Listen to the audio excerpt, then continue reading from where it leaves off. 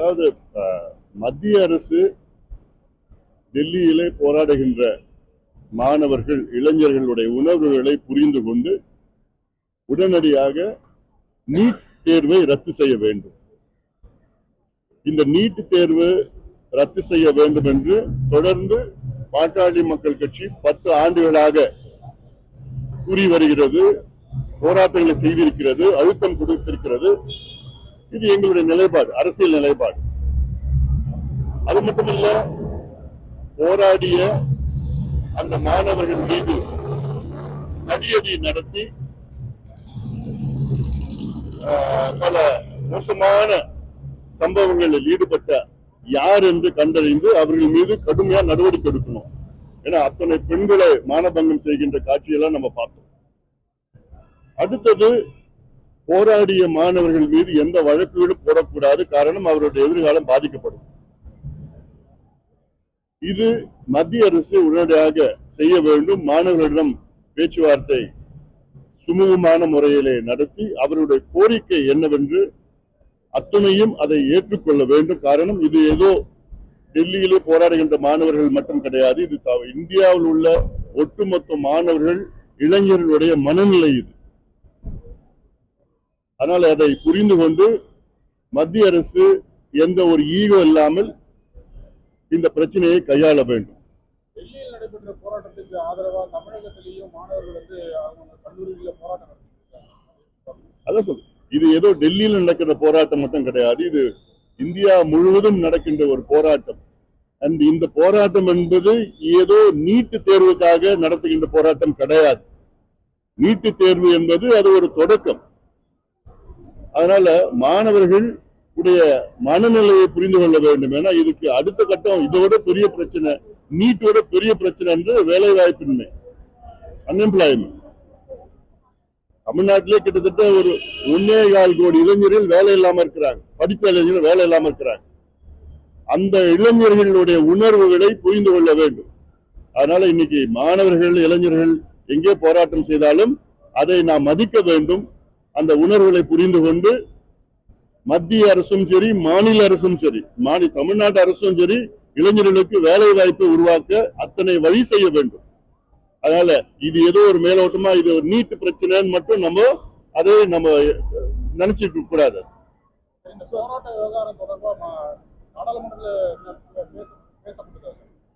நாடாளுமன்றம் நடந்தா தானே. நாடாளுமன்றம் நானும் 4 நாள் இருந்திருக்கிறேன். ஒரு நாள் கூட நாடாளுமன்றம் நடக்கல. அங்க சிஜேபி எஜுகேஷன் மினிஸ்டர் ரிசைன் பண்றாங்க, Congress side prime minister resign பண்றாங்க. 2 விதமான போராட்டம் நடக்குது. இது நம்ம மாணவர்களுக்கு முக்கியத்துவம் கொடுக்கணும்.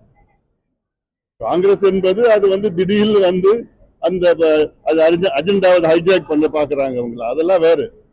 அதனால இவ்வளவு காலமா அந்த சோனம் வாங்சூக்கு கிட்டத்தட்ட 22 நாளா போராடிட்டு இருக்கிறாரு. காங்கிரஸ் அவரை போய் பார்த்துச்சா, பேசிச்சா?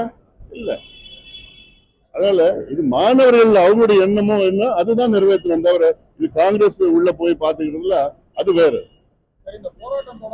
ஏன்னா இந்த நீட்டு தேர்வு கொண்டு வந்ததே காங்கிரஸ் தான். இப்ப காங்கிரஸ் நிலைப்பாட்டு இந்த நீட்டு தேர்வு ரத்து செய்ய வேண்டும் என்று காங்கிரஸ் நிலைப்பாட்டா இருக்கணும். ஏன் இல்ல? நீட்டு தேர்வு என்பது சமூக நீதிக்கு எதிரானது, கிராமப்புற மாணவர்களுக்கு எதிரானது, ஏழை மாணவர்களுக்கு எதிரானது. இந்த நீட்டு தேர்வு கொண்டு வந்த காங்கிரஸ் கட்சி அப்ப கொண்டு வந்த நேரத்துல என்ன சொன்னாங்கன்னா, இதுல மருத்துவ கல்வியை வணிகமயமாக்க கூடாது, அதுக்காகத்தான் நாங்கள் நீட்டை கொண்டு வரோம், தகுதியான மருத்துவர்களை நாங்கள் கொண்டு வருவதற்காகத்தான் நீட்டு தேர்வு கொண்டு வந்திருக்கிறோம். இந்த ரெண்டுமே ஃபெயிலியர் ஆயிடுச்சு, தோல்வி அடைஞ்சிருச்சு. ஏன்னா இன்னைக்கு நீட்டு தேர்வு தான் இந்தியாவிலே அதிக வணிகமயமாக்கிய ஒரு தேர்வு நீட்டு தேர்வு. 2 லட்சம் கோடி ரூபாய் இந்த நீட்டு பயிற்சிக்காக ஆண்டுதோறும் பெரிய பிசினஸ் நடக்குது இந்தியாவில், பெரிய ராக்கெட். அது இதுக்கு எதுக்கு நீங்க 10வது 11வது 12வது வச்சிருக்கீங்க? அடுத்தது பாத்தீங்கன்னா கடந்த ஆண்டு நீட் பிஜி என்ட்ரன்ஸ் எக்ஸாம்ல 0 மார்க் எடுத்து MD MS படிச்சுட்டு இருக்கிறாங்க. அப்ப இன்னைக்கு என்ன தகுதி இருக்கு இவங்களுக்குலாம்? நாளைக்கு இவங்க தான் கார்டியாலஜிஸ்ட், நெஃப்ராலஜிஸ்ட், யூராலஜிஸ்ட். என்ன 0 மார்க் நீட்ல மைனஸ் மார்க் எடுத்து பிஜில சேர்றாங்க. நீட்ல ஒரு பையனுக்கு MBBSல 590 மார்க் பெற்று எம்பிபிஎஸ் படிக்க முடியல. ஏன்னா அவங்க அப்பா விவசாயி, அவங்க அப்பாவால 5 லட்சம் ரூபாய் கட்ட முடியல கவர்மெண்ட் சீட் மேனேஜ்மெண்ட் கோட்டாவில். அதே ஒருத்தர் 110 மார்க் 720க்கு 110 மார்க் எடுத்து எம்பிபிஎஸ் படிச்சுட்டு இருக்கிறாங்க. அவங்க அப்பா கோடீஸ்வரர், 27 லட்சம் ஃபீஸ் ஒரு வருஷமா கட்ட முடியுது அவங்க அப்பாவால. 590 மார்க்ஸ் எடுத்து படிக்க முடியல, 110 மார்க் எடுத்து படிக்கிறான். அப்ப என்ன ஒரு டிஸ்கிரிமினேட்டிவ் இது, டிஸ்பாரிட்டி இல்ல. இந்த தேர்வே ஃபெயிலியர் ஆயிடுச்சு, ரத்து பண்ணுங்க. இது இல்லாம அந்த நீட்டு எக்ஸாம் லீக் வருஷம் நடக்கிறதா? இந்த வருஷம் தெரிஞ்சு போச்சு வெளியில, அவ்வளவுதான். வருஷம் நடந்துட்டு இருக்கு. அப்ப உங்களால தேர்வு நடத்த முடியல, சரியான முறையில் நடத்த முடியல. இதுல எல்லாமே ஃபெயிலியர் ஆயிடுச்சு. ஏன் மாநில அரசை விட்டுட்டு போங்களேன். நீங்க நீட் அப்ப நீங்க கொண்டு வர நேரத்துல சில மாநிலங்கள்ல எம்பிபிஎஸ் சீட் இல்ல, மெடிக்கல் காலேஜ் இல்ல. இப்ப எல்லா ஸ்டேட்லயும் மெடிக்கல் காலேஜ் வந்துருச்சு. அந்த ஸ்டேட்டுக்கு விட்டுடுங்க, அந்த பாலிசியை விட்டுடுங்க. அதனால இது நிச்சயமா இது ஒரு பிடிவாத போக்கை மத்திய அரசு கையை விடணும்.